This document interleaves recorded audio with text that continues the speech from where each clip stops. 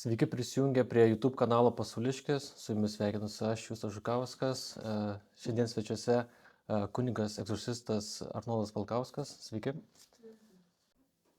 Šitam pokalbį norėčiau pakalbėti apie egzorcisto galbūt ir kaip ir tarnystę bažnyčioje, nes žmonės dažniausiai turi įvairiausių įsivaizdavimų, kas yra tas egzorcistas.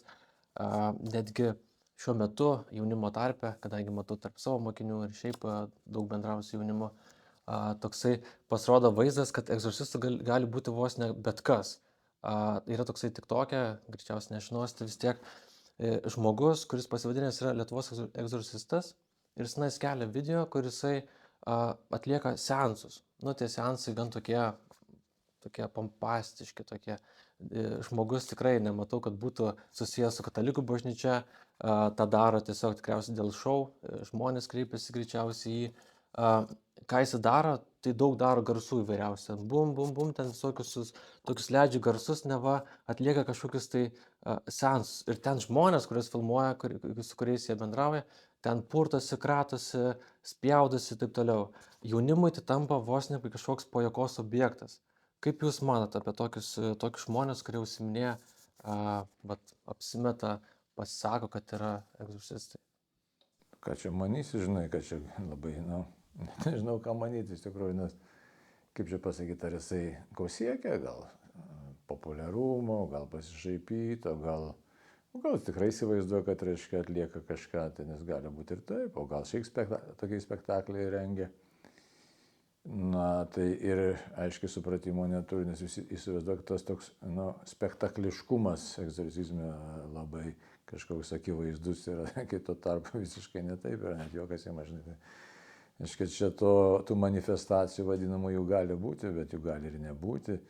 Mes, nusipiginam patys, taip darydami, ar ten šaiposi žmogus, ne tik apie šitą reiktų kalbėti, bet ir tas toks, žinai, kaip pasakyti, toks, susidomėjimas, bet toks susidomėjimas tai jis paviršutinis iš esmės, tai yra, žinai, pasišaipo žmonės, pasijuokia, arba ten galvo, kad mano draugas, kažkas ten, reiškia, jam egzorto reikia, o man tai nereikia.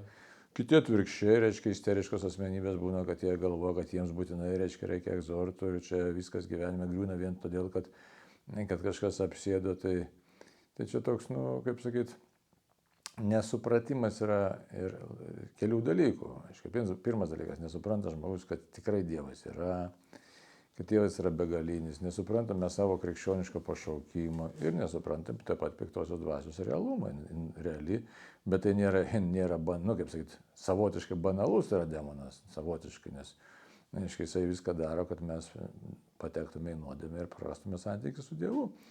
Bet kaip jisai veikia ir kokį jisai turi intelektą ir kokias galias turi, tai visiškai nėra mūsų to juokelio lygyje ir mūsų banalumo lygyje. Tai yra galingos dvasios, kurios turi, žiūrint, aišku, ten yra visa hierarchija.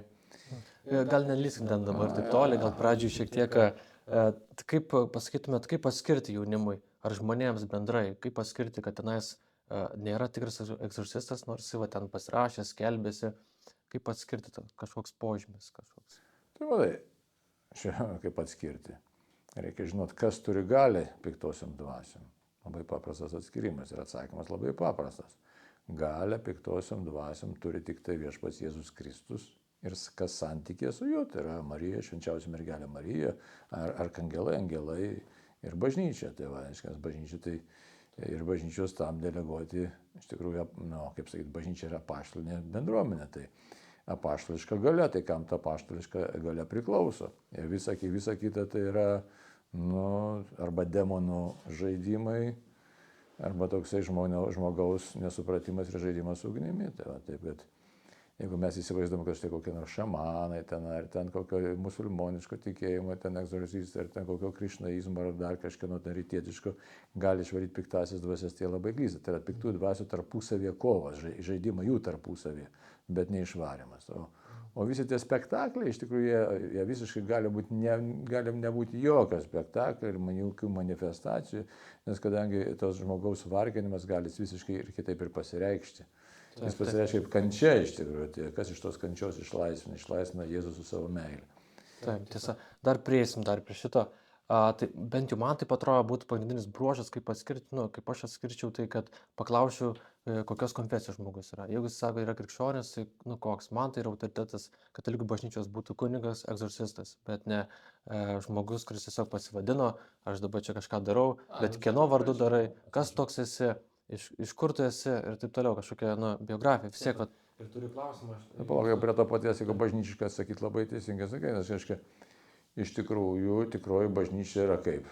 Mes žinom, kad yra Jėzus Kristus bažnyčia, viena įsteigta, viena ir vienintelė. Mes už tai kalbam ir apie ekumenizmą, kad sugrįžtų visi į vieną bažnyčią, bet ta viena tikroji bažnyčia, kurioje egzistuoja sakramentai. Tai yra katalikų bažnyčia ir, reiškia, suskilusi, kuri, reiškia, 1504 metais, 56 metais. 4. Tai suskilusi rytų bažnyčia, tai kurie taip pat išlaikė sakramentinę galią ir kurie taip pat turi egzorcistus. Tai jeigu mes iš tikrųjų dar paprasčiau pasakyti, tai iš karto esi priklausai katalikų bažnyčiai arba gali būti egzorcizmas ortodoksų bažnyčiai. Daugiau visi kiti dalykai, tai jie, nu, tai melstis visi gali, bet mes apie tikrą išlaisvinę kalbėti iš tikrųjų neišėjai. Taip. Gal šiek tiek toksai nuokrypis apie jūs patį. Egzorcistas, nu, vat skamba toj visuomenėje ir, aišku, visokių yra įsivaizdavimai, bet konkrečiai apie jūs. Būdamas jaunas, ką radau internete, apie jumis užsiminėt sportą, lankėt pramoginius šokių užsiėmimus, vėliau, taip rašo Wikipedijai, bent jau įkvėptas tėvo, pradėjo domėtis filosofija, ypač stoikų mokyklos mintimis.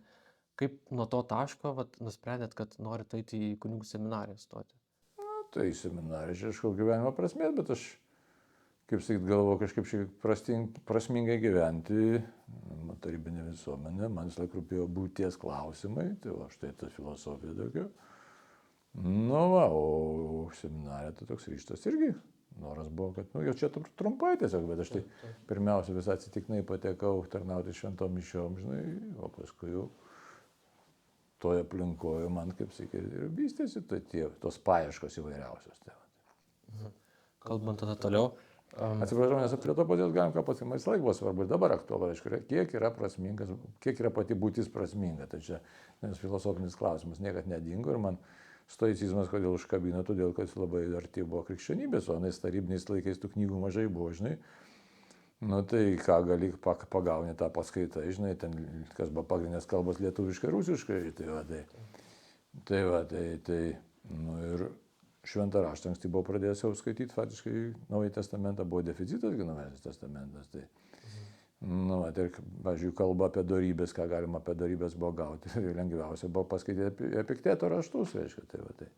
Tai gal tas už tai toks artumas jisai ir pasirodo, aš neklydau, jeigu taip žiūrėti, iš tikrųjų tai stoicizmas jis ir kažkiek ir net mąstymas savotiškai darė įtaką, bet kita vertus labai stipriai skiriasi samprata dorybės stoikų filosofija ir krikščionybė labai stipriai, nes ten, aiškiai, jeigu mes kalbam krikščionybę, aš nesiplėsiu, bet ir padorybė kaip yra Dievo malonės, aiškiai, veikimo įrankis, tai stoikai labiau akcentuoja, kaip aš pats pasiekiu tą dorybę, tai štai jie yra skirtumas. Taip, tai patekot į seminariją, o iš kur tada atsirado noras tapti egzorcistu? Nebuvo tokio noro, neiškiek. Visai niekas nepastumėjo, vyskupas pasakė, kad reikia. Pasakė, eini ir. Na, ja, paskambino vyskupas ir sakė, reikia, čia tas buvo kuriozinis atvejis, toks buvo. Tai. O buvo baimės kažkokios, kad čia dabar kviečia? Aš nežinau, ką tas reiškia, iš tikrųjų, aš man nesukau savo galvos visiškai. Man paskambino vyskupas, sako, reikia egzorcistų, sako, neatsisakyk, gerai, sakau. Tai buvo 2005 metais. Tai aš jau, kalnat labai lengvabūdiškai, aš priėmiau tą galvą, nu, matysim, kas čia bus. Taip pat man čia. Ne, aš ten siekiau, nei galvojau, nei savo visiškai to net. O situacija buvo tokia, kadangi viena moteris atėjo pas Kęstutį Rugevičių į Vytauto bažnyčią tuo metu, reiškia, jis man sėdėjo prie stalo, net labai turėjo laiko, man sako, aš kaip tik užėjau tuo metu, sako, pašnekėk su ja. Aš labai neturėjau ką klausti, jos visiškai, ką dabar pirmą kartą žmogų matau. Aš paklausiau, kaip gyveni, žinai, tai jinai sako, gerai, nu, manau, tas baigėsi labai tas išsamus žodynas tuo metu ir aš vėl nesugalvoju, ką klausiu, aš antrą kartą klausiu, kad tai kaip gyveni ir vienas sako gerai. Tada aš vėl iš savo visiško tokio, nežinau, kas man pasidarė, buvo, kad smegenyse nieko jokių, vienu žodžiu, vakumas. Tai trečią kartą klausiu, tai kaip gyveni, staiga pradėjo kudakuoti, rėkti, kad mane atpažino. Tada mes sakom, va, ten yra per Rotušės aikštę pereini, ten yra kurija, ten rasi vyskupą, tu su juo šnekėk. Paprašy, kad tave palaiminti, nuėjo palaiminimą ir pradėjo siautėti tenai, pasirodo, tai va, ten tada vyskupas sako, reikia egzorcistų, nu ir paskyrė tokiu būdu, taip kad čia mano ten iniciatyvos, nei noro, nei prašymo, nei... Toks girdisi Dievo vedimas tame. Dar klausimas, man irgi, man atrodo, toks svarbus, kalbant, nes vat, kai žmonės kalba apie tuos kitus egzorcistus, kad čia gali būti jisai kas nori, ten taip toliau. Jūs esate pasibaigęs Romoje Pobiškajame Grigaliaus universitete teologijos daktaro disertaciją apsigynėt, Karlo Ranerio teologijos kažkur tenais. Jeigu klausimas, nes niekur neradau internete, kokia tema buvo jūsų disertacijos? Yra internete, ten iš tikrųjų galėjo parašyti, bet iš tikrųjų tai yra tokia labai sudėtinga tema, tai bažnyčia, kaip ten, išversti lietuvių kalbą reikia. Sutvirtinimo sakramentas kaip bažnyčia formuojantis, kurie pranašiška ir misinė bendruomenė Karlo Ranerio teologija. Tai va, tokia ilga tema iš tikrųjų. Tai būtent sakramentinė teologija, o Karlas Raneris, reiškia, vienas žymiausių ir sunkiausių, sakysim, 20 amžiaus teologų. Nu, tai tokia tema. Supratau. Taip, tokie biškai jau tada į kitą tokį pasaulį, apie šiandieninį pasaulį, ką aš bent jau žiūrėdamas irgi socialinės tinkluose, ką pastebiu, ką pamatau, tokių visokių įdomių, kaip čia pasakyti, teorijų. Tarkim, 3 tokias teorijas radau, kurios yra populiarios, apie kurias jaunimas pašneka, gal kažkas pasiekia, gal kažkas rimtai pagalvoja, ar taip yra. Tai pabandykim jas aptarti. Pirma būtų, klausiau ir Amerikos, čia bent jau rašė tėvas Dan Rehill, jeigu teko girdėti tokį, yra Marijos... Pamatyti, žinai, aš nežinau, pamatyti YouTube'e, gerų yra iš tikrųjų pasisakymų. Yra visokių, tai man toks užkabino šiek tiek ten paklausyti, jis yra Marijos radijo Amerikoje nacionalinis direktorius nuo 2020 metų. Jisai minėjo atveju, kad yra netgi straipsnis, paskui šitą straipsnį irgi radau, kad bendraujant su dirbtiniu intelektu, su AI, yra tokia teorija, kad tas dirbtinis intelektas yra demoniškas. Ar teko kažką girdėti apie tai? Dar nežinau, čia nauja tema yra, žinai, tai labai sunku pasakyti, ką nors. Čia buvo toks atvejis, jis minėjo, kad yra straipsnis, vienas žurnalistas kalbėjo su dirbtiniu intelektu, neatsimenu, kurie tenais tiksliai programėlė, kad jis 2 valandas su juo kalbėjo ir galiausiai atėjo iki tokio pokalbio, kad dirbtinis intelektas jam sakė, kad jisai nori turėti kūną, jisai siūlė tam žmogui palikti savo žmoną ir būti su juo. Man nuskambėjo taip, nežinau, keista, kaip įmanoma iš viso toks dalykas, kad dirbtinis intelektas tokį sakytų ir man biškai atrodo, nežinau, kaip čia patikrinti, ar čia tiesa, ar čia žmogus įsigalvoja. Bet tą dirbtinį intelektą tai kažkas kuria, reiškia, kaip pats tą informaciją valgo, tai ten, žinai. Ten gali būti visokiausių dalykų, nes ir taip internete, žiūrėk, įmeti Jėzus Kristus, ne, tai gal kažkuria, kas yra, tai to išmeta arba gali blokuoti, visokių čia būna variantų. Tai, tai neaišku, kas tie kūrėjai yra, tai čia gal kas už to stovi. O šiaip amerikiečiai turi gerų, tėvas Rippergeris ten toks yra labai garsus, aišku, kad užtektų pažiūrėti, labai kietai ten, labai doktriniškai švariai šnekama, tai labai patinka. Ne. O dėl tų, reiškia, dėl tų, matai, naujovių, kaip yra, tai būdavo važiuojamas visą laiką, užtai kaip paskyrė. Tai egzorcistų tai važiuodavom, kas, vienais metais į konferencijas, iškai, vienais metais tarptautinės į Čenstachavą, kitais metais į Romą. Tai tas labai daug davė informacijos, nes iš viso pasaulio suvažiuoja ir teologai, egzorcistai, pagalbininkai, jų psichiatrai, kurie toj srity dirba, tai labai gali apsikeisti daug tos medžiagos sužinoti. Tai dabar nes iškyla naujų klausimų, labai įdomių, pavyzdžiui, klausimų. Ir tų aktualių, sakysim, tokių aktualių, kurių, sakysim, Lietuva turi vienokias aktualius, ten kokia nors Pietų Afrikos Respublika, kitokias aktualius ir taip toliau, žinai. Tai dabar per tuos 20 praktiškai beveik metų tai susirinko labai daug tokių žinių, informacijos. Ir, kai žinai, kaip pradėjom, kaip buvo ir kaip dabar, nes iš pradžių tai, štai taip galbūt kartais ir toks radikalumas atsiranda, nes iš pradžių tai viskas buvo gerai, tai atrodo čia toks kultūriniai dalykai, kad jie neturi įtakos. Dabar žiūrėsim, kaip ir to dirbtinio intelekto, kuris įveda, tai žinai. Taip, tai kalbant tada toliau. Šiaip, kalba, čia mes visi kalbam, aš kaip bent jau domiuosi, šiek tiek pasidomiu, nesu ten kažkoks labai ekspertas, bet mūsų dirbtinis intelektas, su kuriuo mes čia bendravom, ten tas ChatGPT tas vadinamas ir visi kiti tenais programėlės, jos dar nėra dirbtinis intelektas, jos dar nėra tai. Ten tiesiog yra, kaip čia pasakyti, duodi komandą ir jisai atsako. Ieško paieškoja, kaip ir Google'as tas pats, Tai yra tas pats, tai kad jis greičiau tą padaro, kažkaip informaciją pasiema, bet kad jisai pats kažką į save sakytų, tai nežinau, nes man buvo klausimas, visokiuose klausimų išklausęs, tenais išbandęs, ar Dievas yra ir visą kitą, jis ten sako, kad negali remtis nei tuo, nei patirti, nei tą. Jeigu tai būtų, manau, tikrai dirbtinis intelektas, tai jeigu paklausis, jeigu tu įvertintum visą informaciją pasaulio, visą žmonės istoriją, kosmosą, visatą, viską įvertintum, kas sukūrė visą tai.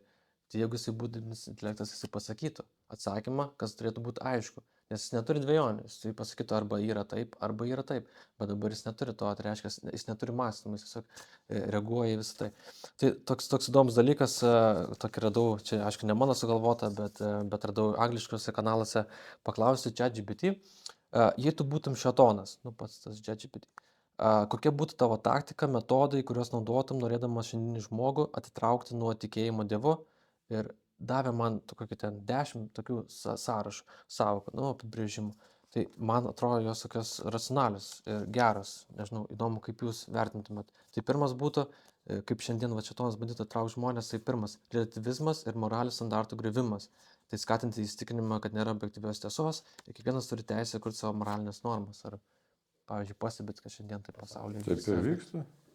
Bet čia senokai vyksta šitas, ta vadima reliatyvi moralė, pavyzdžiui, tas reliatyvumas, paskui reliatyvi teisė, žinai, tai kitas labai plačiai jau taikoma iš tikrųjų, tai žinai, viskas reliatyvu, tas reliatyvizmas, apie tai jau kalbėjau seniai, jau čia tas Neidžo, tas visas vyksmas, sakysim, kur popiežiaus tas dokumentas pagalvojo. 2003 metai. Jėzus Kristus gyvo vandens nešėjas. Ar 2001, neatsimenu, 2003 metai. Jo, tai panašiai, bet aiškiai pasižiūrėti, kad tai ten jau įvardintas reliatyvizmas visas tas, čia nieko naujo, bet Levis iškėjo savo knygelę šitai, palauk, kaip tu šėtono pinklis, nesimenu, kaip šalaiška. Jo. Taip, ten atitinka daug tokių yra minčių, kur netgi atrodo, tai yra New Age šiek tiek minčių, kaip žmogų atitraukti irgi nuo tikėjimo. Jeigu dar giliau žiūrėtume, tai mes Blavatskas raštuose atrastume šitus visus reikalus, žinai, tai apie tą reliatyvumą, jeigu tai paėmas, tą slaptoji doktrina, tai ten.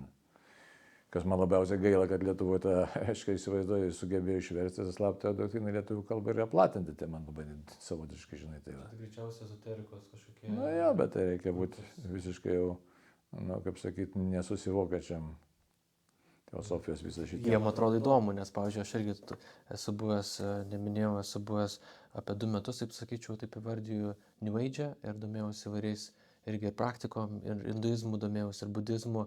Ir tikėjau reinkarnaciją, ir čakras atverinėjau, ir daug dalykų dariau. Ir Blavatską, kažkur buvo taip fone, bet aš tiksliai neskaičiau, teosofijos knygų skaičiau, antroposofijos. Teko skaityti pakylėtojų ten tų kažkokių valdovų laiškus, kur neva tenais channelingo būdu perteikia kažkokius tai per žmogų, per mediumą kažkokią informaciją, užrašo, yra 6 knygos, net 6 dalys toros, kur rašo ten yra ir Jėzus, ir Marija, Jonas Krikštytojas, yra Buda, Konfucijus, Krišnos, ir ten kas nori, ir visi šneka, ir visi bendrauja, ir ten žmonės tiki tuo, tai ten toks biški buvo šokas, kaip atrodo, tokie dalykai vyksta. Tai tada antras dalykas būtų nihilizmas ir beprasmybės jausmas, tai skleisti idėjas, kad gyvenimas iš esmės neturi jokios prasmės, o viskas, kas egzistuoja, yra atsitiktinumas. Čia tai taip visiškai šėtoniška kalba, reiškia, tu esi nieko nevertas iš tikrųjų, čia, žinai, stumia žmogui savižudybę tokios mintis. Nes tu, aiškiai, kaip tu esi, tu atsitiktinis, tavęs, nesakyčiau, kodėl labai aš taip kalbu, bet drąsinis. Kai užsimam dabar, egzorcizmas tai toks dabar šiek tiek, sakyčiau, kaip reikalingas dalykas, bet dar labiau reikalingesnis, sakyčiau, išgydymo, užtarimo pamatas, nes labai daug sužeistų žmonių, kurie būtent kenčia dėl meilės stygiaus. Dėl meilės šeimoje, dėl artimoje aplinkoje meilės stygiaus, dėl nesaugios meilės, tai, sakysime, gali pavadinti įvairiai, neurotiniai dalykai, dar kokie ten dalykai.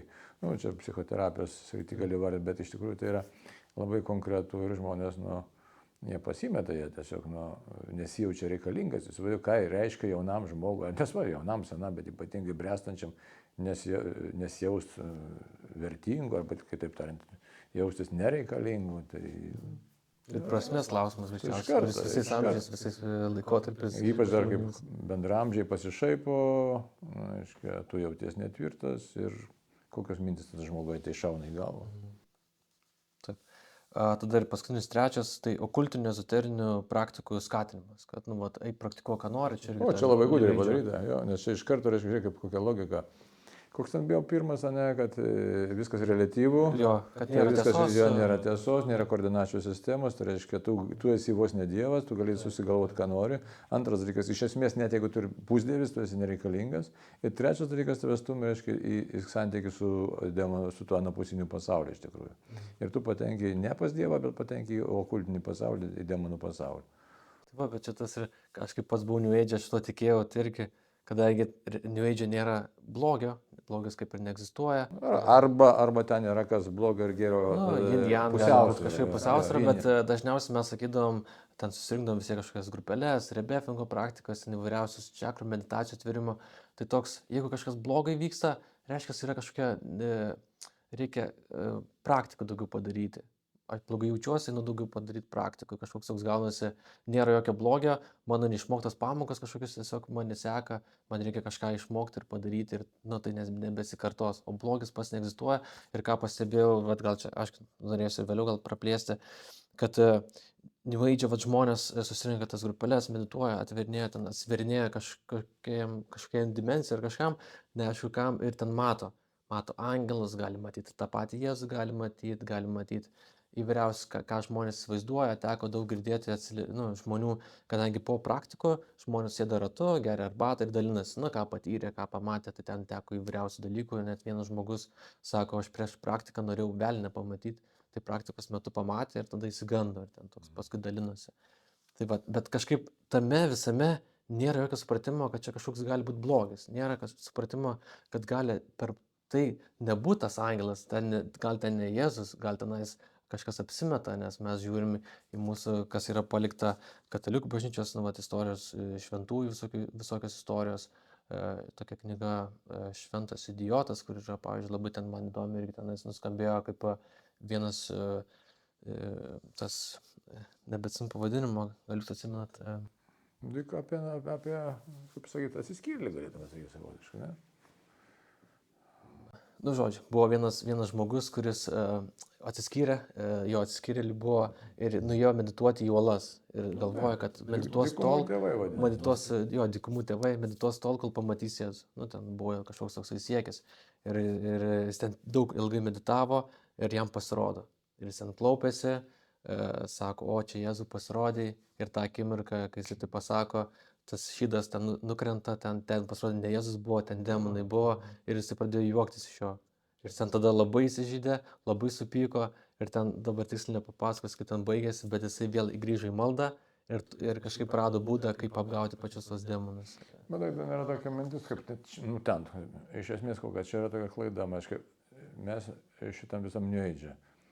Nėra teisingos antropologijos, kas yra žmogus, nėra visiškai išstumtas dievas ir yra tas vadinamas maginis mąstymas. Kaip sakei, aš atliksiu kažkokį veiksmą ir man tas veiksmas atneš sėkmę, pavyzdžiui. Ir dar labai stiprus vaidmuo yra smalsumas. Kodėl eina tas, nes noriu galių. Raganavimo, kad tai mūsų Lietuvoje. Nemažai žmonių, pavyzdžiui, užsiima raganavimą. Taip ir nematome jokios problemas. Aš klausiau vienos raganos, kodėl tu užsiimi. O sako, labai žavi galia, kad aš kažką tai galiu, sakysim, dabar galiu paveikti Justino gyvenimą. Tiesiog paimsiu, padarysiu kažkokį veiksmą, maginį, ir pavyzdžiui, sugriausiu jam kažką, tai pradės kairę arba dešinę kojas. Taip, bet man vis laikai klausimas, kas tą galią duoda? Nes tikrai ne pats žmogus ją sukuria, kad kažkas įvyktų. Žmogus šitoje vietoje neužduoda klausimą, o kartais pagauna labai kitus. Štai sako, aš ten gydau rankom, panašiai. Ir vyksta, labai geri dalykai vyksta. Ir vėl nėra, nei pasaulio matymo, nei tikros antropologijos. Tai kas yra žmogus? Čia jau pagrindinis klausimas. Aš jau daug kartų turiu per savo visokius paskaitėlės, nes atsimenu Brightonę, man atrodo, kiek žinau, žinios, 1975 metais vyko filosofų konferencija paskutinė, Martynas Heideggeris buvo gyvas. Ir filosofai sprendė tą klausimą, kas yra žmogus ir nutarė, 20 amžiaus filosofas pasakė, kad mes negalim pasakyti, kas yra žmogus, nieko daugiau, tik tai, kad yra Heideggerio formulė, kad yra klausantysis, kuris gali užduoti klausimą. Tai tiek tokia antropologija, kurią pasaulis gali pasiūlyti. O toliau nebegali niekur žengti apie save nieko. Mes iš esmės nieko apie save negalim pasakyti, išskyrus, jeigu neklausom Dievo. Jeigu klausytume Dievo, tai mes atrastume kitus nuostabius dalykus. Ir tokiu būdu mūsų, sakysim, intelektas, jeigu tai paims, mūsų intelektas lieka neišnaudotas visiškai. Jisai kažkur tai už tai, kaip ir dirbtinis intelektas, ką jisai daro. Jisai sugeba žinias surinkti, sintetinti ir jas pateikti. Iš tikrųjų. Taip, tiesa. Antras toksai dalykas, ar teko matyti energetinį gėrimą Monster? Taip, aišku. Taip. Ten tokia teorija sklando internete, kad neva ten yra trys tokie simboliai ant to priekio, tenais lytais tokie įbrėžimai, lytais žvėries kažkokie. Kaip nagai kokie. Nagai kažkokie, taip. Ir yra teorija, yra ten kažkokie ten krikščionys, nežinau, kas ten tokie apie tai šneka, tiksliai įvardinsiu, kad tie simboliai, tie trys atitinka hebrajų kalbos 3 šešetus. 6. Galbūt, nežinau, šito nežinau, aš girdėjau aš tą, tik tai tiek man pats pavadinimas nepatinka ir reiškia, nes, negeras pavadinimas, mes, matai, nėra beskirčių dalykų šiaip paėmus. Jeigu Jėzus sako, reikės atsakyti už kiekvieną žodį, ir aišku, pasakysim, jeigu prisimeta vietą Evangelione, kad sako, jeigu tu sakai savo broliui pusgalvį, tu esi smerktinas, turėsi stoti prie aukščiausio teismo tarybo, o jeigu sakai broliui kvaily, tai tu esi smerktinas į pragaro ugnį. Tai va čia prasideda tikroji antropologija, kodėl aš dabar negaliu pačiam pasakyti, ar pats man negaliu pasakyti, mes esame kvailiai, nors iš tikrųjų pagal savo mes, aišku, labai riboti ir vis dėlto mes negalim pasakyti viens ant kito tokių dalykų. Neleistina, paties Dievo neleistina, kad mes viens kitą ir savęs negalim niekinti, nors esame, aišku, nusidėlę, prisidirbę, pavyzdžiui, aš pagal pats dar jaunas, tai vėl nespėjau prisidirbti, aš tai jau spėjau. Spėjau, pakankamai, man atrodo, spėjau. Tai kaip tada su tuo gėrimu? Aš tai nevartočiau ir tikrai, nes kaip ir kitą numerį užsirašo 666, žinai, jokų nėra, aiškia, ir viskas, ką tu į save ženklį, kaip ir su tatuiruotėm taip pat irgi yra, aiškia, nes čia... O tada, kalbant apie Bibliją, žiūrint teologiškai, pati eilutė skamba, čia slypi išmintis, kas turi išmanymą, taip skaičiuoja žvėries skaičių, nes tai žmogaus skaičius, jo skaičius ten tas yra. Ką reiškia, tai yra ir žmogaus skaičius? Čia jau daug teorijų ir niekas tiksliai negali pasakyti. Su apreiškimo knyga mes turim problemų, tegul biblistai aiškina, bando aiškinti, bet apie šitą, čia daug yra galvot dalyko, ne, apie juslės, pavyzdžiui, 5 mes turim juslės, 6 kas yra, ne. Arba kodėl 3 kartus, o ne 6, reiškia, kodėl. Štai buvo visokių teorijų, galbūt tai seksas, bet seksas savaime pats jis nėra blogas, atvirkščiai yra duotybė, jeigu tai vyksta pagal Dievo planą, tai galbūt tas žmogaus skaičius, kad jisai kūne neklauso Dievo, sunku čia pasakyti. Ir aiškiai, mes nežinom, tai kaip galvoja, tai ar mums reikia bijo to skaičius, ar kaip čia gaunasi, nes žmonės bijo, pamato, oi čia reikia vengti, arba ieško specialiai, kur tai galėtų būti ir tada kalba, kad oi čia blogai kažkas. Specialiai ieškoti nereikia, bet taip pat ir ženklinti savęs nereikia, aš sakyčiau. Supratau. Trečias dalykas, irgi tokia teorija, Apple telefonas turi simbolį, irgi tenais iš to pačio tenais podcast'o girdėjau, Apple logotipas, prakasus obuolys. Tai lygtais irgi vaizdinys, tenais kalbėjo tas pats egzorcistas irgi, kad kažkoks galbūt yra sąryšis, kaip jūs galvojate, ar čia yra sąryšis su pradžios knyga galbūt. Žinai, iš vienos pusės, kad neturi būti, kaip ir egzorcistų reikalavimai, kokie yra 4 reikalavimai, kurie reikalingi, kad nebūtum per daug jaunas, kad nebūtum lengvatikis, kad būtum pakankamai teologinio išsilavinę, kad būtų tavo gyvenimas integralus, tai yra lengvatikystė. Tai mes negalim taip gyventi, kad visur matysi piktosios dvasios veikimą, visur absoliučiai, žinai, spalva ir tas anas, čia, žinai, kažkas tai gali reikšti, sakysim, užsidėjo juodas kelnes ir galbūt ar rudos akės, ar jau visur demoną matysi, tai čia taip negali būti. Tai va, vienas dalykas, bet iš kitos bus kitas kraštutinumas, kad nežinai, kas ką veikia. Žinai, yra tokių saitų, kurie specialiai užsima, žinau, Lenkijoje, paskui yra kunigai, kurie specialiai užsima demaskavimu visų tų paslėptų dalykų. Paskui Amerikoje yra, Italijoje, žinau, pats įmu toks Švento Jurgio saitas buvo, dabar nežinau, paskutiniu metu nežiūrėjau. San Džordžo ten buvo .org, man atrodo, ar panašiai. Tai reiškia, to demaskavimo, tų vadinamų paslėptų visų žinučių demaskavimas, ten ir muzikos, pavyzdžiui, sukimas atgal, klausimas, ten įvairiausių kino filmų, o tėvas Domerk, buvom kažkada pasikvietę į Lietuvą Benoit Domergue, reiškia, demonologas garsus pasaulyje, tai vad jis užsimdavo šito subliminalinių visų, reiškia, taip vadinasi, subliminalinė mesažė, tai žinutė. Jų atskleidimo, demaskavimo, kadangi yra satanistiniai judėjimai, kurie to užsima, kurie tiesiog užsimaskuoja. Ten visokių buvo, pavyzdžiui, apie Apple, kaip apie Apple, bet, pavyzdžiui, Windows'o ta lentelė buvo, kad ten Kažkas buvo? Jo, kalbama, kad ten masoniški skaičiai užmaskuoti ir taip toliau. Čia. Bet tą labai sunku patikrinti. Tai... Nes patys korėjai sako, kad jie labiau remiasi Newtoną, kad obuolys ir prakasas išmintis kažkokia ir taip toliau. Bet ir tada būtų mums, pavyzdžiui, tiems, aišku, mes kažkokį įsivaizdavimą turime, aš taip spaudžiu mokinius, tokį bandau išmušti tą mąstymą, nes Biblija nėra minima apie jokį obuolį. Taip, apie vaisių kalbama. Taip. Tada gautasi prikotis obuolys, reiškia, čia su mumis visiškai nesusiję. Kodėl mes tada turėtume apie tai galvoti? O apie tas, jeigu subliminalinės žinutės, jos tikrai egzistuoja, mes ten imsim, sakysim, Madonna, paskui šitą Lady Gaga, ne. Paskui net tas pats italų dainininkas Zucchero, man labai patiko tas jos specifinis dainavimo stilius, tačiau, kaip, reiškia, keletą dainų ir tie, kurie demaskuoja, pasirodo, reiškia, tos, pagal šitą programėlę suki atgal muziką ir tikrai girdisi labai puikiausia rūkyk marihuaną. Ir aš buvau nusivylęs, gal vis dėlto čia, gal vis dėlto... Kažkaip pateisinti. Lyg tai ir pateisinti, bet paskui paskutinis Zucchero koncertas pasižiūrėjau buvo, jisai su dukra ten išėjęs, dainuoja ir visa scenografija juoda raudona ir paskui jis pats išėjęs viešai, oficialiai prisistato, bet čia kokį dar buvo, kaip sakau, paskutinis, visai, bet čia gal, kurį aš žiūrėjau paskutinis, 2015 metai, man atrodo. Tai reiškia, jis tiesiai šviesiai sako, kad reiškia, šeimininkė, mes atėjom tau atiduoti duoklę ir tas šeimininkas turi tam tikrą vardą iš L raidės, kurio nesakysiu. Tai va. Na, tai žinai, tai taip, kad čia yra, ypač kultūros muzikos pasaulyje, tai pasirodo, jie ten kvienai, kas ten dar, reiškia, sakoma, kad, sudarydavo sutartį su piktąja dvasia, teko, Lietuvoje tokių kultūrininkų čia buvo atvažiavant maldos prašė, kurie, reiškia, prašydami sėkmės, sudaro paktą su piktąja dvasia. Tai nežinau, čia aš, kad gal kokį žmogų pasisidint, kaip tas sutartis, kas pasirašė, kas jam atneša tą lapą. Tai turėjom čia tokius egzortus, čia nesudėtinga paklausti, pilnas internetas, tik gal geriau, kad jaunimas netrauktų ir nepasirašinėtų. Taip. Šiaip girdėjau tokią, iš tų pačių podcastų gerą mintį, kad vienas iš egzorcistų pasakoja, kad, nes klausimas, ar mes galim parduoti savo sielą, tarkim. Tai tenais jis labai aiškiai įvardyja ir, man atrodo, teologiškai turėtų būti, bent jau įdomu, kaip jūs manat, kad parduoti neįmanoma, nes siela nepriklauso man, siela priklauso Dievui, reiškia, aš negaliu parduoti to, kas man nepriklauso.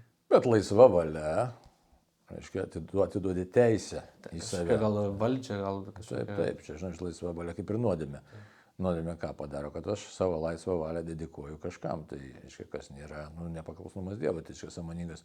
O, čia turėjom tokį labai sunku atveju, mes įtėjo taip įdėčiai į žuvelę, matau, liūdimą to vyruko, kuris buvo pasirašęs paktą su piktąja dvasia, tai ten. Tai va, ten buvo konkretus atvejis labai, tai taip, kad, reiškia, ką jis padarė, įsitraukė iš interneto, pasirašė, sudegino ir prasidėjo paskui baisus dalykai. Supratau. Tada einam į kitą temą, tokią... Kita tema, nežinau, jeigu palį laiką spėjom, manau, gal spėsim. Šitoj daly norėčiau pakalbėti apie kritiką jums. Mano tokia gal pasidalinimas šioks toks trumpas. Kai buvau New Ageris, mano pabaiga jau tokio etapo New Age buvo, kad aš išėjau į Santiago kelią Ispanijoje ir tenais nešiausi telefoną ir ausinukus. Ėjau lapkričio mėnesį, ten nebuvo labai mažai žmonių, pusė albergų nedirbo, toks šaltas oras buvo. Tai nežinau, kodėl man tuo metu tai labai tiko, įsirašiau į telefoną jūsų įrašus. Yra YouTube'ai, kur kalbat apie dvasinius dalykus. Man kaip New Ageriui tuo metu buvo ir nauja, ir viskas labai įdomu. Ir atrodo, kad wow, toks visas kelias man buvo 22 dienas, kiekvieną dieną klausydavau kažkaip, taip vis kažką bandydavau taip keisti savo mąstymą, nors su New Age'o idėjai buvo gan sunku atsikratyti taip labai paprastai visų. Tai va, bet būnant ir pasibaigus katalikų teologijos fakultetą, religijos pedagogijos studijos, toks vis išgirstu visokių kažkokių nuomonių, visą kitą, kaip ieškoti tos tiesos. Ir galvoju, va dabar išėjo, nepesniausiai neminėsiu nikas, straipsnis išėjo LRT apie ten norą dekolonizuotis nuo krikščionybės, bet čia gal nėra tokia esmė. Bet toks atrodo šiek tiek dezinformacijos yra toksai skleidimas. Ir norėčiau gal tokią ir kritiką tokiai pačiai minčiai, nes jinai, manau, atitinka visuomenės mąstymą. Aš jį irgi, manau, turėjau. Tai pabandyti sukritikuoti, nes manau, kad čia tikrai nėra kalbama apie tą tokią tiesą, neįsigilinama į ją. Ir galbūt šiek tiek tokius klausimus, kur sutikčiau su tą nuomonę, kad gal kažkur reikėtų ieškoti daugiau tiesos. Tai gal pirmas buvo dalykas, kad lygtais katalikų bažnyčia apsiriboja, kad neva dvasinė patirtis, tiktais per dvasininkus galima ją patirti. Ir aš irgi kažkaip gal dabar, kai prisimenu tą New Age, tai irgi toksai, man atrodo, buvo mąstymas, kad lygtais religingi žmonės, čia toks labai paviršutiniškas mąstymas, kur čia nėra patirties bažnyčiai, nėra pačios asmeniško išgyvento santykio su Dievu, bet yra toksai visuomeniai esantis įsitikinimas, kad neva bažnyčia čia labai save įstato į tokius rėmus ir kad dvasinė patirtis tiktais gaunama bažnyčiai ir tiktais per kunigą. Man atrodo, kad čia šiek tiek yra absurdiška, aišku, dabar žiūrint iš savo tokios perspektyvos. Ir kad jie sako tada, kad New Age'as ir, tarkim, ir ta pati pagonybė, ir raganavimai, ir visa kiti, jie tai duoda asmeninį santykį, o kažkaip čia bažnyčioje apsiriboja ties dvasininkais. Ir tada žmonės kalba, kad, aišku, yra jau kita pusė, kuri sako, man nereikia į bažnyčią, man nereikia kunigo, kad patirti santykių su Dievu, aš galiu namuose pasimelst. Galiu gal net ir draugui pasakyti, išpažinti savo, užtenka to. Tai čia, žinai, gerai sakai, nes žmonės jau paprasčiausiai kalba todėl iš nesupratimo. Iš nesupratimo nei kas tikėjimas, nei kas bažnyčia, nei kaip mes tą turim dvasinę pasaulį įformuoti. Tai čia visiškai net bažnyčios kaip sakyti, pažinimas, kas yra bažnyčia. Bažnyčia tai esame mes, mistinis Kristaus kūnas ir kur kiekvienas turi turėti ne tai, kad menama, bet turi turėti tikrą santykį su viešpačiu Jėzumi Kristumi. O kad mūsų, reiškia, veikia, kas ateizmas veikia, paskui ta vadinama kultūrinė krikščionybė. Ir mes dabar išėję iš to sovietmečio, žinai, visi žavėsi, kažko puola, visi kritikuoja, žinai, čia daug pykčio viduje yra, čia labai daug psichologinių dalykų. Nes kažkur tai staiga surasiu greitai tiesą ir kažkas kaltas, kad aš tos tiesos nepažįstu. Čia tokia išvyko labai daug psichologizmo šitame yra. O vietoj to, kad paklausti, kas tas yra dvasinis gyvenimas. Ir kunigų, reiškia, ta formacija tokia buvo, jog tarybiniais laikais, prieš tarybinius laikus, reiškia, kad, atlikai kažkokį ritualą ir to užtenka. Tai čia, kad čia neva tas dvasinis, nors... Kad čia dvasinis gyvenimas, čia palauk. Sakramentinis gyvenimas iš tikrųjų yra dvasinio gyvenimo viršūnė. Jeigu mes suprastume, kas yra šventosios mišios, bet mes turime tam pasiruošti. Anksčiau šventosios mišios būdavo švenčios tik tai vieną kartą savaitę, sekmadienį, ir visi ateina tie, sakykime, šitai visą savaitę gyvenai santykė su Dievu, bet kasdienybėj. Jo, o paskui ateini visa bendruomenė, kurie žino, kad čia Dievo žodis, čia Dievo kūnas yra, čia viskas. Aš ateinu, galėtume taip pasakyti, šitas kaip ir garsus teologas, užkrito, tai pasakysiu, kaip jis, tiek nesvarbu, prisiminsiu, bet esmė tokia, kad jo labai gražus palyginimai, ne Raneris kitas, ne Liubakas kitas, labai gražus, tu ateini patirti ekstazę iš tikrųjų sakramentiniam gyvenime, nes tai tu gauni malonę, labai konkretizuotą malonę. Tai užtai čia, o kad tu išgyveni charizminį ten pasaulio, ten visą kitą santykį sudėtų, tu esi tam pašauktas. Jeigu to neišgyveni, tai tu netapai net krikščionimi iš tikrųjų. Tai va, taip, kad čia visai, toks, nesuvalkymas, žinai. Bet aš irgi tą tokį pajutau, išgyvenau, aišku, čia žmogaus kiekvieno asmenis, koks jo kelias į, tarkim, į bažnyčią, nes man jis buvo sudėtingas, aš kažkaip, būdamas dvasingume, New Age'eris, eidavau čia seminarai, vykdau įvairiausi, gal nežinau, teko girdėti tokį Satori klubą, toksai yra buvęs Satori. Kažką girdėjau, bet tikrai ne. Toks buvo vyrų klubas, ten dalyvaudavau, ten lyderis toks buvo garsus, tai žodžiu, esmė kokia, kad aš atėjęs iš tenais, kur tenais mes ir ten vegetarai, veganai, ten sąmoningumo siekiam, dvasingumo, atverinėjom čakras, darbą kažkokį, tipo, nevagėrį pasaulį, tą tokį kuriam, ateinu į bažnyčią ir tenais negavau, atrodo, to, ko aš ten gal kažkokį pasitenkinimą gaudau, atėjęs čia, randu, sekmadienį mišios yra, tai gerai, kad aš įstojau į fakultetą, aš gavau studijas, žmonės, kurie buvo įdomus, gavau patirties, žinių, tas mane kažkaip toliau vis traukė. bet galvoju, jeigu aš to nebūčiau gavęs, aš ateinu į bažnyčią ir aš tokį randu šaltą tokį tikėjimą, atrodo, taip iš šono žiūrint. Šaltas tikėjimas, manęs nelabai kas traukia toliau tenais gilintis kažko.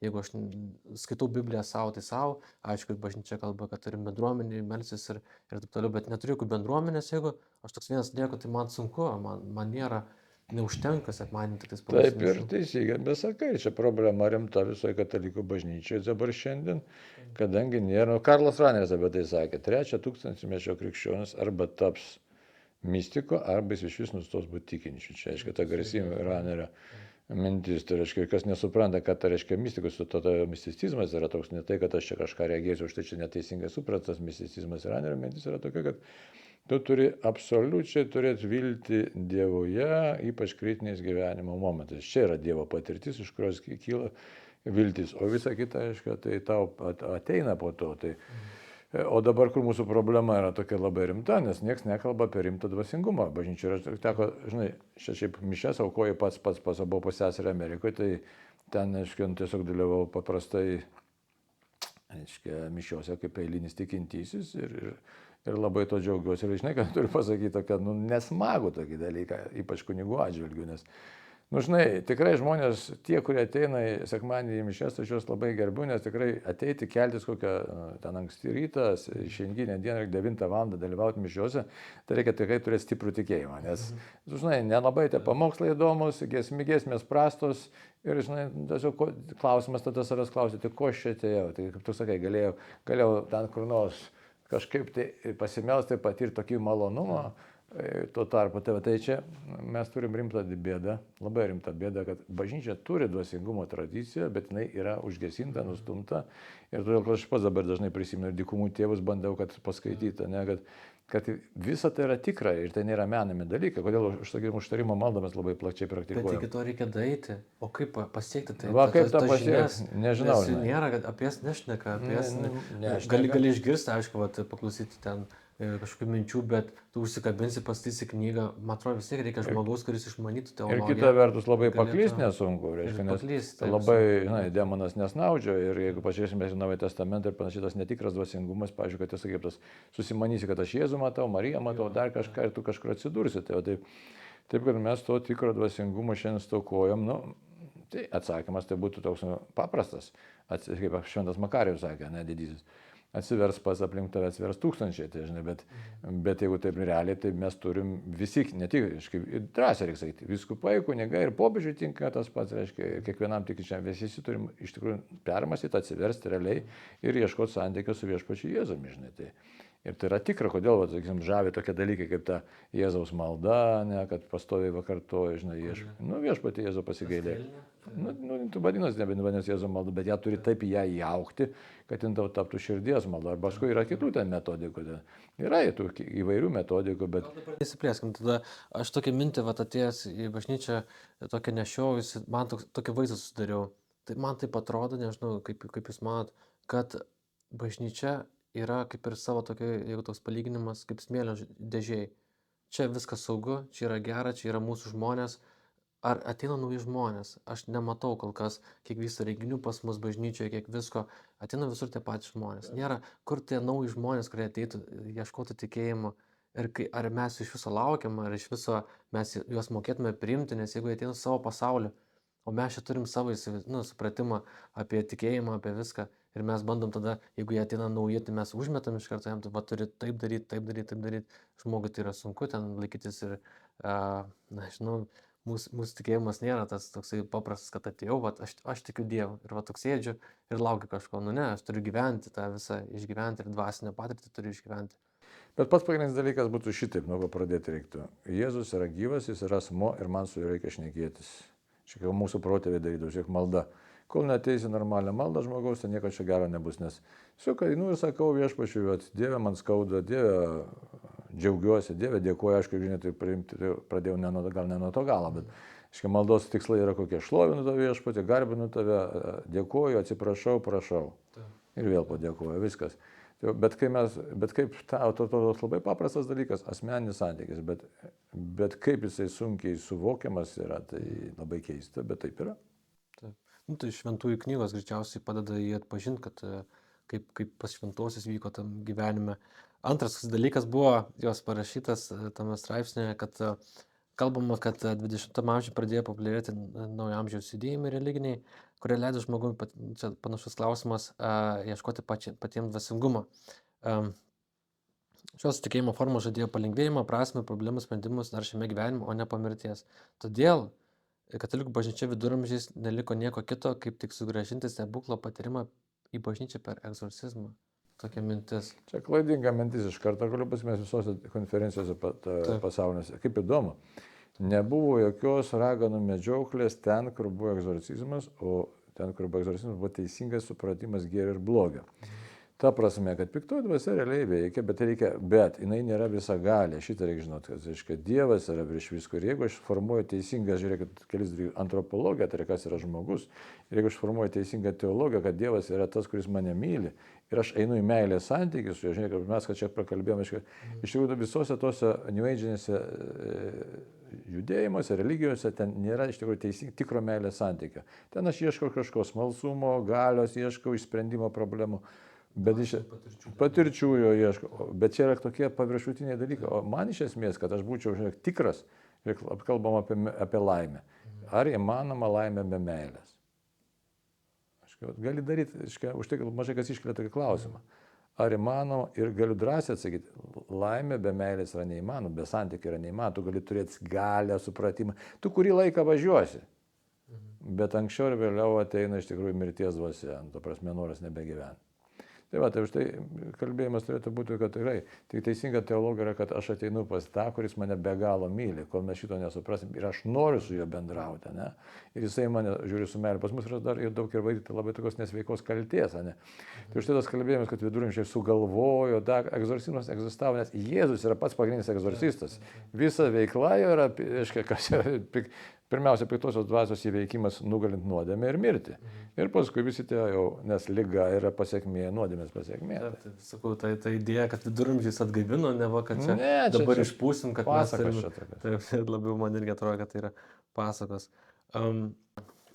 Tada kritika, kur su ją šiek tiek aš irgi sutikčiau, bet aš nežinau. Aš niekada nesu su jumis kalbėjęs, aš nežinau jūsų nuomonės. Taigi jūsų ir kitų egzorcistų, aš tiksliai nežinau, ar visi Lietuvos egzorcistai priklauso nacionaliniai egzorcistų asociacijai? Stengiamės, kad priklausytų jie. Taip, ir tada tas tinklapis egzorcistas LT. Tenais, ir tame straipsnėje, ir man taip pačiam žiūrint kaip katalikui, jaunam taip žiūrint, atrodo, ar tikrai mes turim kažkokį, atrodo, vos ne, gerai, bet prieisim kažkokio, atrodo, įbauginimo žmonių, kažkokio, atrodo, klausimas tenais buvo apie klausimyną. Klausimynė, tenais yra daugybė dalykų. Gal tada pradžiai pasakykit, tas klausimynas, koks tikslas jo turėti, nes kiek žinau, katalikų bažnyčia neturi kažkokio klausimyno, kad oficialiai čia labiau turi organizacijos, galbūt egzorcistai arba kunigai, kurie turi savo tokį. Klausimynas, tai kas yra, reiškia, žiūrėkit, sąžinę sąskantą formuojant, kai iš pažinties eini, tai pavyzdžiui, žmogus irgi dažnai sako, nežinau, neturiu nuodėmę. O gyvenimas yra įvairūs, tai reiškia, tai čia labai iš toli gali praeiti, visą paskaitą gali skaityti, žinai, bet esmė yra tokia, kad, pavyzdžiui, bažnyčia ką sako, kad iš pažinties privalai bent kartą metuose ir apie Velykas priimti švenčiausią sakramentą, čia yra tridento nutarimas. Dabar kodėl toks? Nes pagal pareigas, ten kita yra dogma, reiškia, kad sunkių nuodėmių mes galim ir privalom išvengti. Galim ir privalom, ne? Nors aišku, santykė su Dievu, jeigu žiūrėsim naują katekizmą, bet visą laiką vis tiek reikalinga Dievo malonė.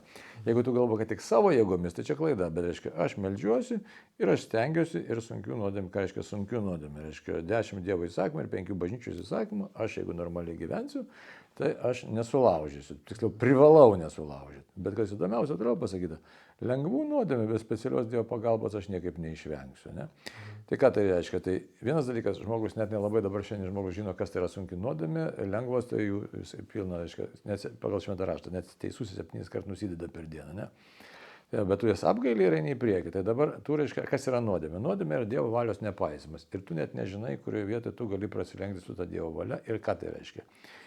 Ir kadangi pasaulis platus, tai, žinai, nepažinai nuodėmės, jos neišpažinai, tai piktoji dvasia randa prie tavęs prieimą. Tai, va, tai pirmiausia sąžinės sąskaita, kai žmogus, maldynuose mes galim rasti vairias sąžinės sąskaitas, kad tai yra pagalbinė priemonė pažinti save, savo dvasinį stovį, kad galėtum, aiškiai, apgailėti ir toliau vystyti santykius su Dievu, eiti santykius su Dievu. Tai. O klausimynas tai ypatingai, kadangi mūsų laikmečio žmonės net nepagalvo, o tų kultūrinių apraiškų, kurios yra klastingos, yra labai daug, kad pagalvotų, kaip jis galėjo įkliūti būtent per įvairius dalykus, apie kuriuos taip pat net nesusimastė. Čia iš tikrųjų pirmiausia, man atrodo, Lenkai sugalvojo, mes iš jų šiek tiek išsivertėm, papildėm savo ir, sakyčiau, labai sėkmingai tas klausimynas veikia. Tai, o kam patinka, nepatinka, čia kitas dalykas. Tai suprantu, bet tada klausimas, kaip galvojat, ar neveikia kaip kažkokia bauginimo priemonė, nes atrodo... Tai yra klausimas, tai... Tai klausimas, bet tarkim... Nedariau ir viskas, Taip, nedalyvauju, bet taip atrodo gan keistokai. Ten tokie dalykai kaip jogos susijimi, mandalų piešimas, Freudo Jungo psichologijos teorijos, geštalto terapija, kur, žinau, netgi katalikai tenais registruoja. Geštalto terapija, mes žinom, kad tokia kvestionuotina, o apie Jungą tai labai drąsiai galim kalbėti, tai reiškia, jis visiškas okultistas buvo. Tai. Drąsiai galim sakyti. Bet tada klausimas būtų, ar pats pasidomėjimas, arkim, pasiskaitimas, kaip, tyrimo šioks laukas, tai jau čia, paverčia, kad žmogų apsėdo. Tai čia niekas nepasakys, kad būtinai apsėdo, bet rizika atsiranda, suprantate. Čia paklausimas, tada žiūri žmogus, jeigu jisai galvoja, arba kad dėl kažkokio vyksta kažkokie keisti reiškiniai. Čia visuma reikia žiūrėti, kaip šeima, kaip tėvai, ką pats darai. Tai pagalbinė priemonė, pasižiūrėti, apžvelgti save, jo labiau, kas pats neįdžia, kad ten... Jeigu ten dalyvavai, tai eini į visokiausias patirtis ir tų patirčių net ne viską negalėjom, jeigu viską papildyti reikia dar. Mažokai, ką aš esu patyręs, čia būtų mažokai, bet šiaip tada klausimas, tarkim, apsilankimas mergidės piramidė, esu buvęs ir kaip tikintis žmogus ir man tai, nekelia, aš neinu. O kodėl tai turi būti? Nes važiavam su draugais pro šalį vieta, kur žmonės lankosi. O ką darai tenai? Praėjom pro šalį, pasižiūrėjom. O kiti ne pro šalį, kiti patikė, kad ten tą ritualą atlikęs. Aišku, esmė tame, kam aš dedikuoju. Iš labai paprasta. Pasidėti toj piramidį ten reikia. O kodėl ten reikia sėdėti? Aš nežinau. Jau sėdim tokie ten, sėdam visim pasidėti. Matai, kas čia esmė yra tokia, kam aš dedikuoju save. Kam aš dedikuoju savo laisvą valią. Bet kažkokio prietarą, nusispjovau per petį. Tai ar tai nėra prietaras? O prietaras kas yra? Pirmo Dievo įsakymo nepaisymas.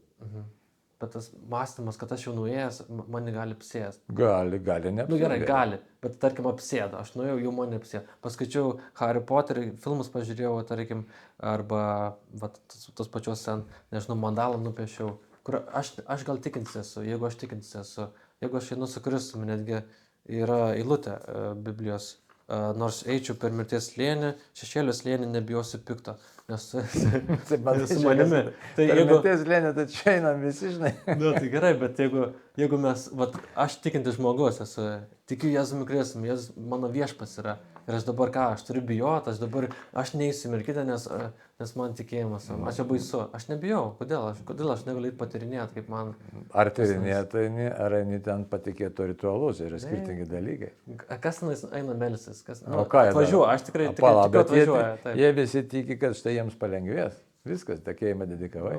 Tai kas tada sukuria tą kaip čia nesvarbu. Neva maginį tą čia lygiai tas pats, kaip jeigu žiūrėtume šitą Kristus gyvandens nešėjas, pažiūrė rizika net su anoniminio alkoholikų ir anoniminio, sakysim, narkomanų grupėmis, reiškia. Kodėl? Todėl, kad Bilas, kai sukūrė su Bobu šitą savo Dievas jiems davė sistemą, tai buvo viskas pagrįsta Evangelija, kad mes, du alkoholikai, sėdim ir kalbam apie kokius mūsų gyvenimas sumautas. Ir apverkiam jį ir viską atiduodam Dievui. Ir Dievas išgelbė. O dabar savipagalbos grupės, kurie pavojingos. Tu tikėk bet kuo ir būsi išgelbėtas. Čia klasta visa velniškai, tai yra. Tu tikėk merkinės piramidę, reiškia, ir tau išsispręs. Bet jeigu netikė? Jeigu, o ko tada ten eini? Tiesiog turizmo vieta, nueiti. Tai turizmo vieta. Gerai, nemerkite. Kažką kito.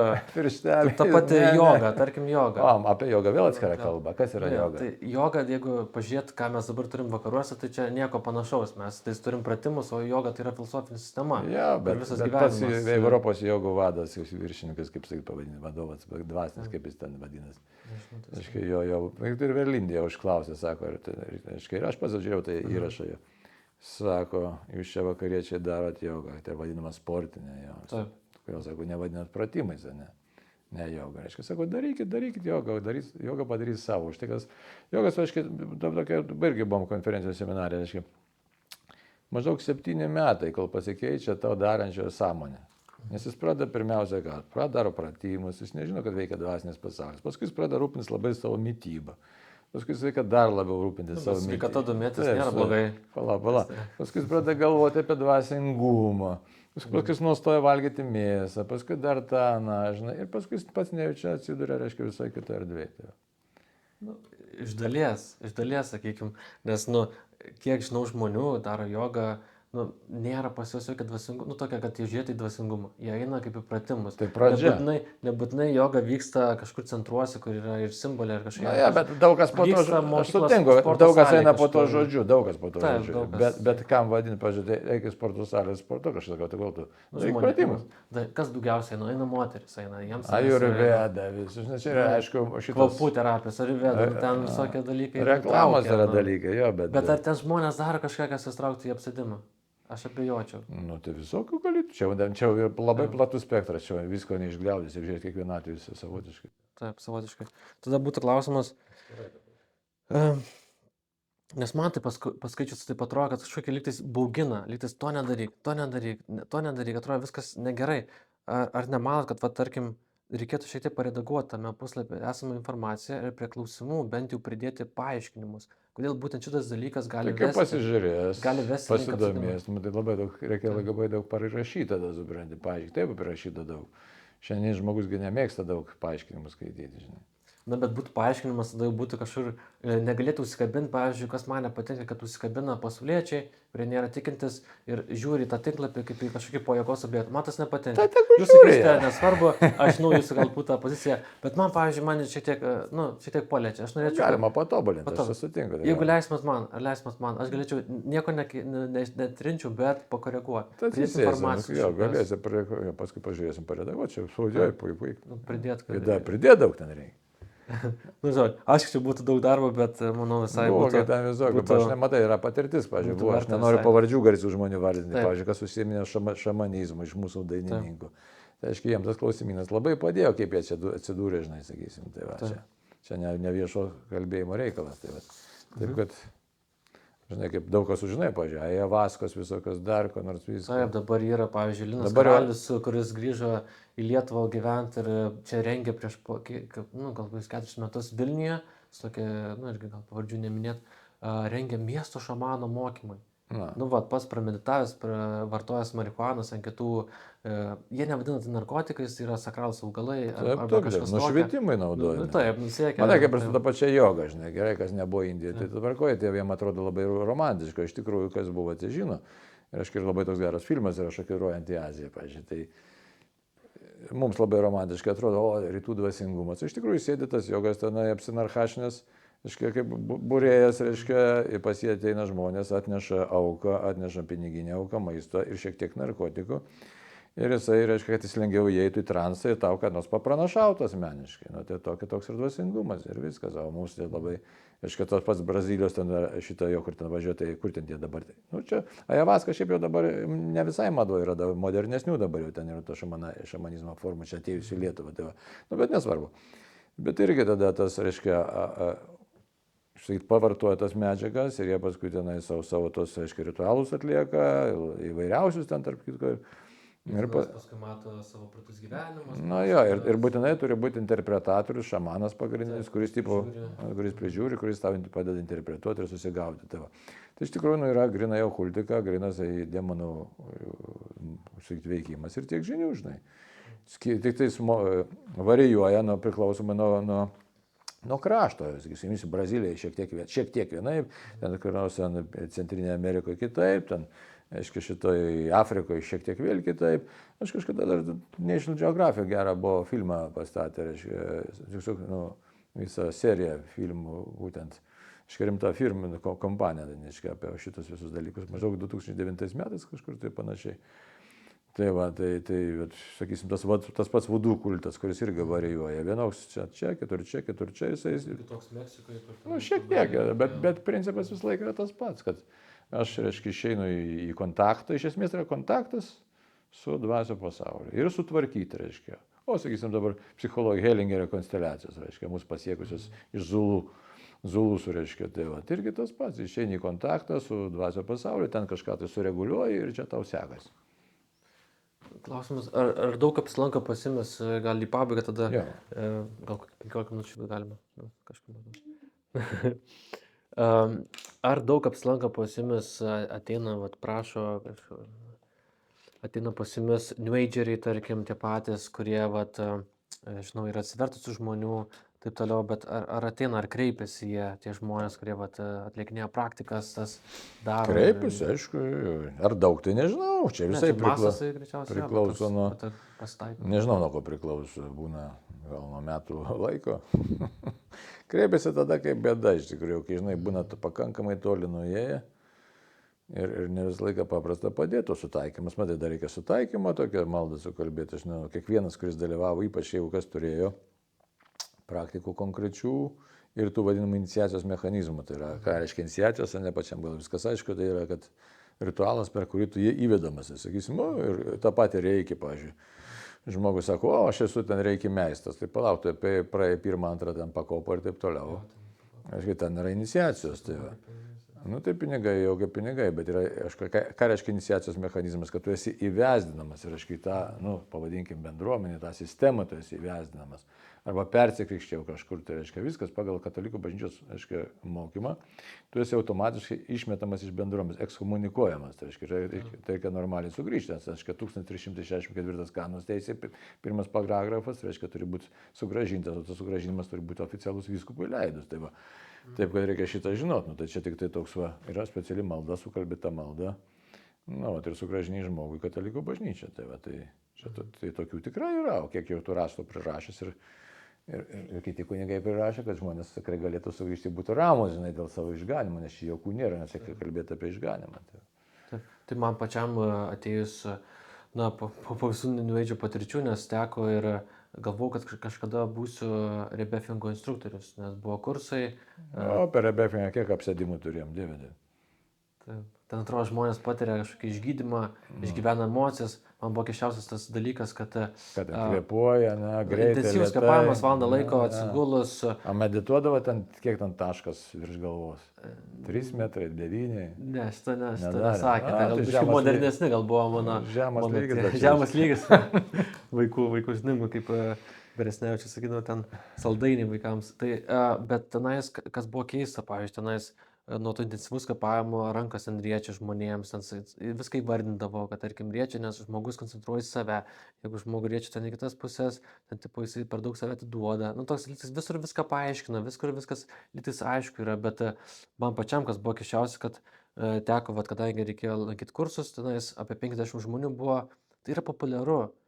Pabaigti reikia kursus, rebefingo kursus, žmogus gal net nenori būti instruktorius, bet jam kursai. Kažkoks grįžęs lietuvis, kuris buvo Indijai 10 metų, grįžo, parvežė čia neva mokymą, jau pas nušvitęs yra ir čia dabar moko. Ir ima po 1000 eurų iš žmonių ir duoda diplomus, kur pats pasirašo ant diplomo savo vardą, pavardę, aš paskui taip galvoju, taip pala. Tai žmogus niekas, ta prasme, tai nėra jokio nepatvirtintas niekuo. Šitas dokumentas jo yra, aš spausdintuvo, įspausdint lapą, padeda autografą, jiem tu esi oficialiai instruktorius, gali rebefingą veš žmonėm, važiuok per visą Lietuvą, keliauk, daryk.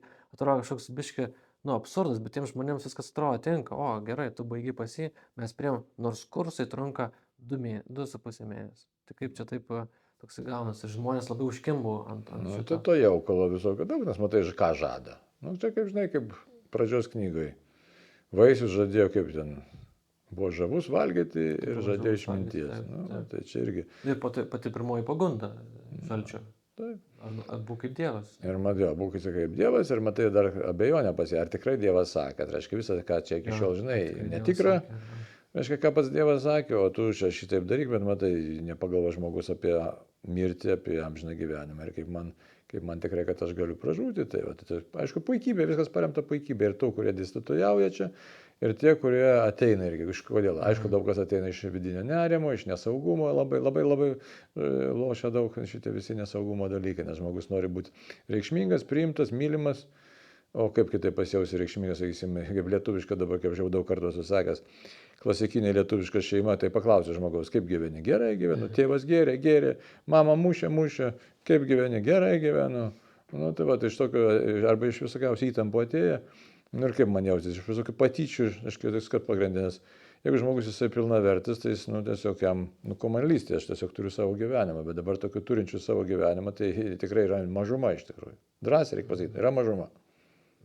Kurie žino, ko nori, kurie žino, kad aš turiu savo supratimą, vertę. Nes mes matom dabar visus, sakysim, tas pats, reiškia, Ukrainos karas, mes matom, pažiūrėjau, rusų kariai žūsta, ten jie savo gyvybės visiškai nevertina. Tai jie vienaip nevertina, pas mus mes nevertinam kitaip, iš tikrųjų.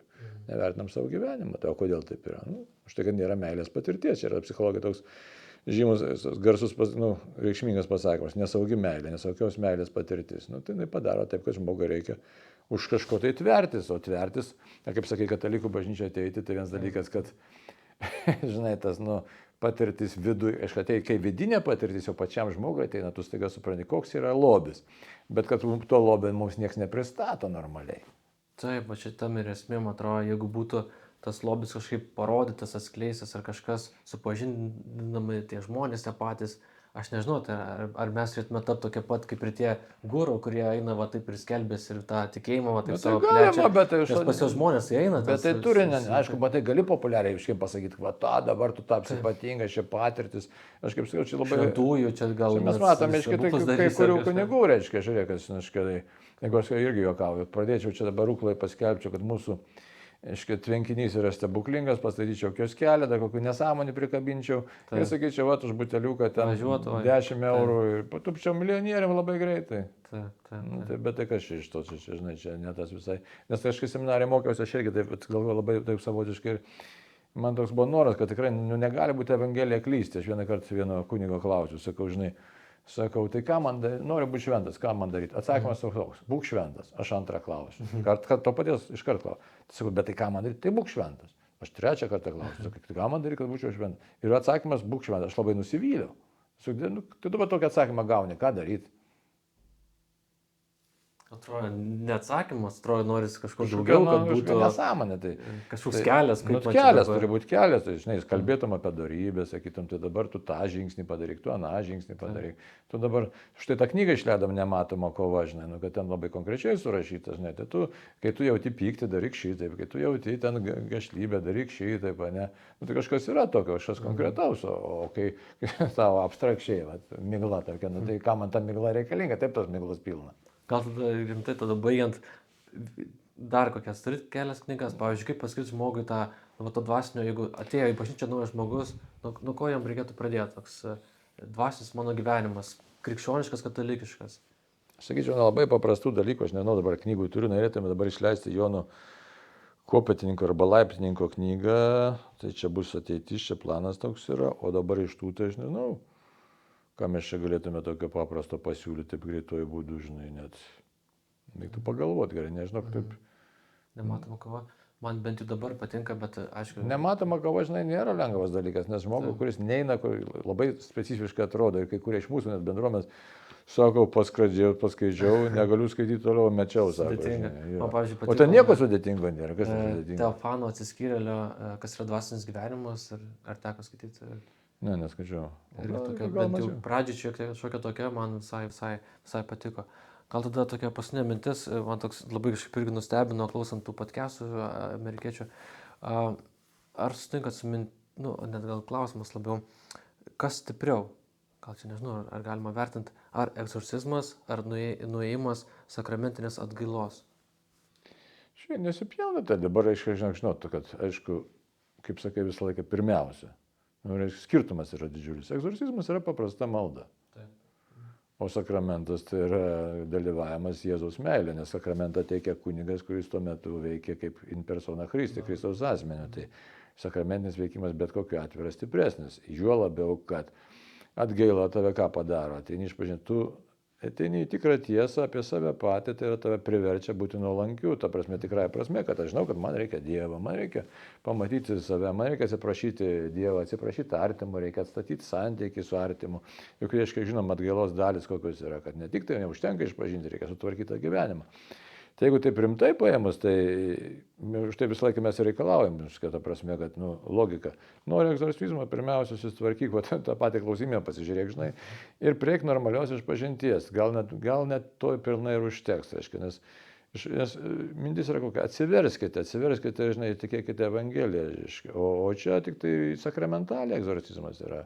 Jeigu ten kažkodėl kažkokiu priežasčių dar tu nesupratai, Dievas leidžia tave tampyti piktai dvasiai, tai pasimeldė, bet reiškia, čia jokių būdų nereikia sureikšminti. Iš vis čia, žinai, jeigu žmogus, normaliai tikėtų, tai žinom, čia vėl užsivesiu kitą paskaitą skaityti, bet esmė tame, kad egzorcizmas, kaip jis net nebūtų reikalingas, vienu metu jis ir buvo už tai nunykęs. Kad jeigu tu normaliai krikščioniškai gyveni, tai ką tas šventas raštas ką sako? Artinkitės prie Dievo, Dievas artinkitės prie jūsų, priešinkitės piktai dvasiai, demonas bėgs nuo jūsų. Ten, kur ateina krikščionys, jie čia, aišku, gal ir čia pilna, kaip tėvas Pijus sako, bet jie žiūri, siunta ir nieko padaryti negali. Tai tai čia už tai, tik tai tiek, kad matai, kita vertus, gal Dievas kart leidžia kartais mus apsėsti, kad mes prasibūstumėt. Už tai kartais net būna tokių minčių, net buvo tose konferencijose. Gal tu su savo egzorcizmo reikalo kišiesi, nes trukdai vykdyti Dievo valią. Tai va. Patiko Kęstučio Rugevičiaus mintis, nes tokį pabandžiau padaryti, mokinius nusivedžiau pas jį į bažnyčią tenais, kadangi yra vietos, ir kad jis papasakotų apie egzorcizmą. Galvau užklausti ten klausimų, kaip ten tie apsėdimai vyksta, iš čia pasakos dabar, kas čia vyksta. O jisai vis nuvylė mane ir atrodo, bet gal čia mano toks buvo naivus mąstymas, tai jisai vienu žodžiu viską taip pasakė, sako, mes turėtume labiau domėtis, kaip mum turėti santykį su Dievu, su Jėzumi, o nedomėtis tais demonais ar kažkokiais. Domėtis, nieko įdomaus. Nieko neturi, nes jie pralaimėjo. Tai vat, ačiū labai tada, kad dalyvavot, ačiū žiūrovams, kurie klausė, pasiekite, prenumeruokite mūsų kanalą ir iki. Ačiū.